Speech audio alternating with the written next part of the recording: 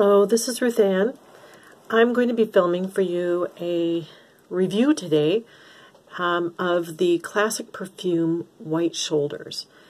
When I first purchased this perfume, I bought it at a TJ Maxx. It seems like those Marshall's discounted shops, they perennially always have bottles of White Shoulders in the discount perfume section.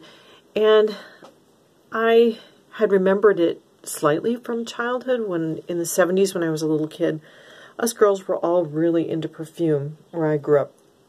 And I remember a lot of girls wearing this. It was popular. I'm sure they got the bottles from their mothers. Because it's such a light, airy, beautiful white floral, it's very innocent in quality. It was very popular back then, and so I decided to buy it. And then when I looked on YouTube for reviews, I really had a hard time finding anything much about it. And so I decided to film this, thinking that I'm probably not the only one who's looking for more information on this perfume. So this is my humble attempt at providing everybody with some basic information about this perfume and how I've worn it and how I've experienced it. So the maker of this perfume is a company called Evyan, which I don't believe exists anymore. It's now owned by, I believe it's Elizabeth Arden. Evyan originally was a New York City perfumer. This White Shoulders was made initially in 1945. It's most often in an EDT or eau de toilette formulation. However, there is many bottles of EDP available. I do not and have not owned that or tried that. From what I can see, you have to buy the perfume set to get the mini bottles of EDP. Perhaps the mini ones are available on eBay, but I haven't purchased one. So this is going to be a review of the EDC. This is a dauber bottle, as you can see. This is kind of the old school way of applying perfume, and I'm very familiar with this from the 70s when I was younger, so that doesn't bother me at all. It's really not a problem if you just pour it out in your hand a little bit and splash it onto your neck. You can actually splash it onto your clothing as well, and it works just fine that way. This is a very pretty white floral. I'm going to go over the notes. So in the top you have aldehydes, African orange flower, green notes, peach and bergamot. In the mid is gardenia, lilac, tuberose, jasmine, lily, lily of the valley, iris, and spices.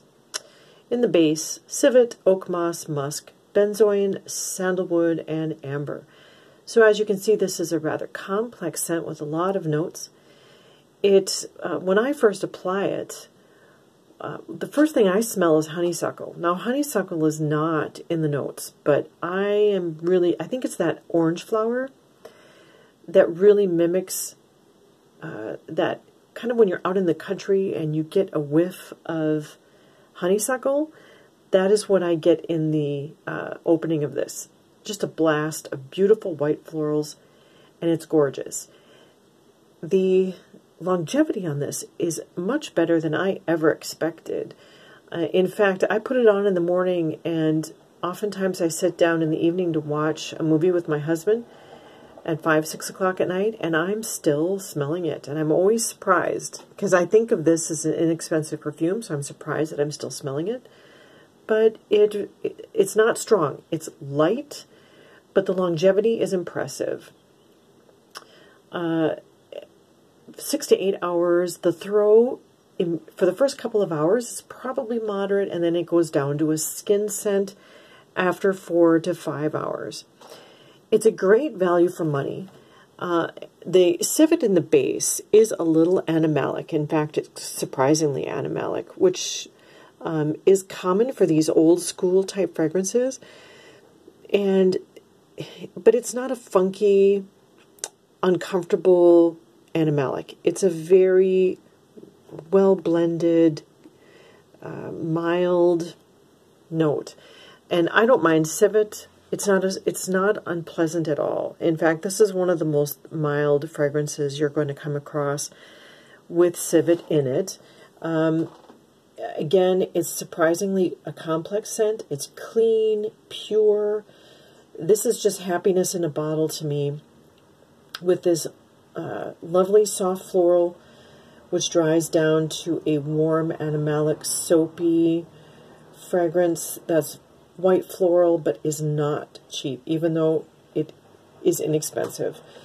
This is the type of scent that gives me vibes of flowing, flowery dresses, summer, green grass, even though there isn't green notes that I sense in this at all.